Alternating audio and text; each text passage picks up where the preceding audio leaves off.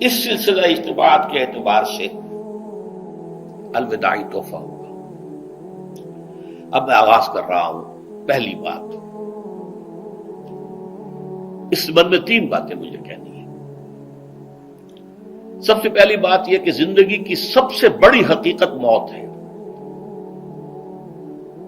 ہم بھلائے رکھتے ہیں، اپنے ذہن سے اسے دور رکھتے ہیں، لیکن واقعہ یہ ہے کہ زندگی کی سب سے بڑی حقیقت موت ہے۔ خدا کے منکر پیدا ہوئے ہیں، لیکن موت کا انکار کرنے والا تو کوئی پیدا نہیں ہوا۔ اس لیے میں نے آیت آپ کو سنائی، کل نفس ذائقۃ الموت،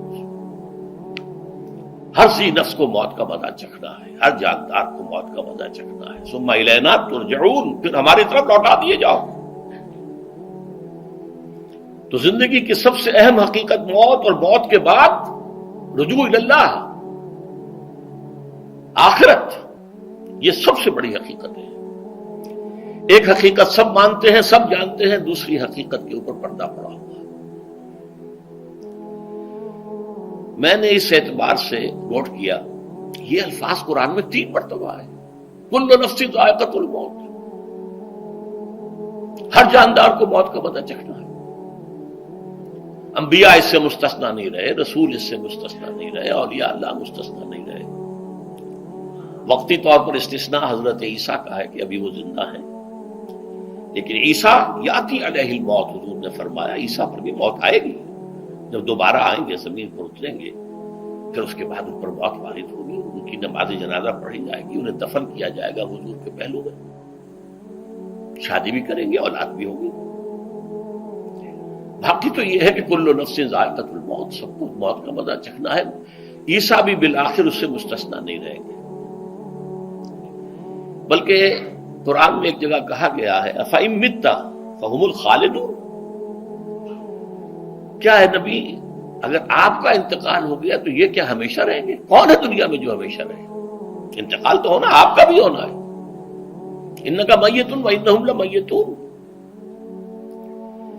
یہ تو مختصر ترین الفاظ تھے۔ اس سے آگے بڑھیے، سورہ انبیاء میں فرمایا کل نفس ذائقۃ الموت وَنَبْلُوكُمْ بِالشَّرِّ وَالْخَيْرِ فِتْنَةً وَإِلَيْنَا تُرْجَعُونَ، ہر جاندار کو موت کا مزہ چکھنا ہے، اور اس سے پہلے پہلے ہم تمہیں آزماتے رہیں گے، خیر کے ذریعے بھی، بھلائی دے کر، صحت دے کر، دولت دے کر، اولاد دے کر، شہرت دے کر، اور برائی کے ذریعے سے بھی، تنگ دستی دے کر، بے عزتی دے کر، اہانت دے کر، ذلت دے کر، وَإِلَيْنَا لَتُرْجَعُونَ، اور پھر ہماری طرف لوٹائے جاؤ گے۔ یہ وہ دوسری حقیقت جو میں نے کہا کہ جس پر پردہ پڑا ہوا ہے، بہت بڑا پردہ ہے۔ لوگ یہی سمجھتے ہیں کہ یہی دنیا کی زندگی ہے۔ قرآن کہتا ہے إِنَّ الدَّارَ الْآخِرَةَ لَهِيَ الْحَيَوَانُ لَوْ كَانُوا يَعْلَمُونَ، یہ تو آخرت والی زندگی ہے جو اصل زندگی ہے، کاش کہ انہیں معلوم ہوتا۔ اس سے بھی زیادہ تفصیل سے یہ آل عمران میں آئی ہے، كُلُّ نَفْسٍ ذَائِقَةُ الْمَوْتِ وَإِنَّمَا تُوَفَّوْنَ أُجُورَكُمْ يَوْمَ الْقِيَامَةِ، ہر جاندار کو موت کا مزہ چکھنا ہے، اور پھر تمہیں پورا پورا تمہارا اجر اور بدلہ دے دیا جائے گا قیامت کے دن۔ فَمَنْ زُحْزِحَ عَنِ النَّارِ وَأُدْخِلَ الْجَنَّةَ فَقَدْ فَازَ، جو کوئی آگ سے بچا لیا گیا اور جنت میں داخل کر دیا گیا، وہ تو کامیاب ہو گیا۔ اللہم ربنا اجعلنا منہم، اللہم ربنا اجعلنا منہم، اللہم ربنا اجعلنا منہم۔ وَمَا الْحَيَاةُ الدُّنْيَا إِلَّا مَتَاعُ الْغُرُورِ، اور دنیا کی زندگی تو سوائے دھوکے کے سامان کے اور کچھ نہیں ہے۔ دھوکہ کس معنی میں؟ یہ تمہیں اصل زندگی سے غافل کر دیتی ہے۔ تم کہیں سفر پر جا رہے تھے، تمہارا کہیں گھر تھا، تمہیں واپس آنا تھا، تم راستے ہی میں کسی دلچسپی میں ایسے مگن ہوئے کہ گھر بار سب بھول گئے۔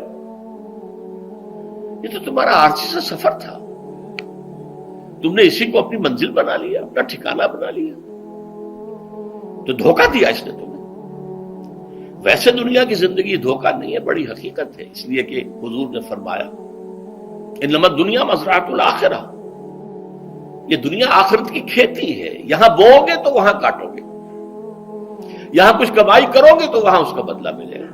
اس اعتبار سے دنیا بہت بڑی حقیقت ہے، ایک ایک لمحہ بہت بڑی قیمتی شے ہے، لیکن اگر یہ دنیا تمہیں آخرت سے غافل کر دے تو اس سے بڑا دھوکے باز ہو کوئی نہیں۔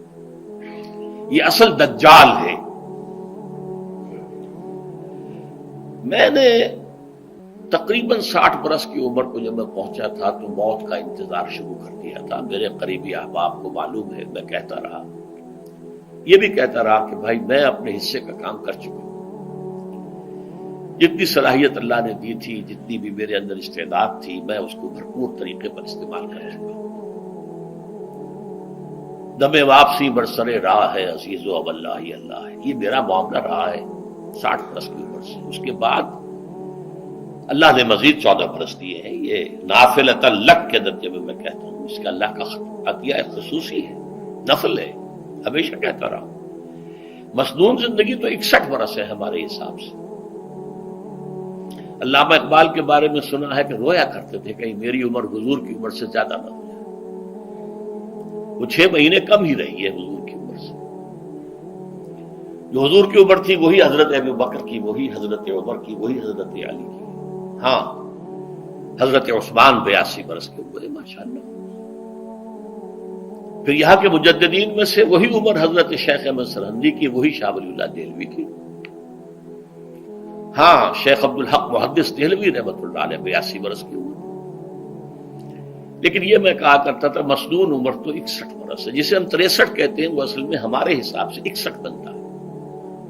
وہ 63 قمری ہے، جو 9 دن کم ہے، قمری سال جو ہے وہ شمسی سال سے۔ بہرحال میں اس وقت سے منتظر تھا، لیکن جو بھی وقت اللہ نے دیا ہے، اللہ کا شکر ہے، وہ مفید کاموں میں لگا ہے۔ ان میں خاص طور پر میں سمجھتا ہوں کہ اللہ کا مجھ پر سب سے بڑا احسان، اور مجھ ہی پر نہیں، بہت بڑے پیمانے پر لوگوں پر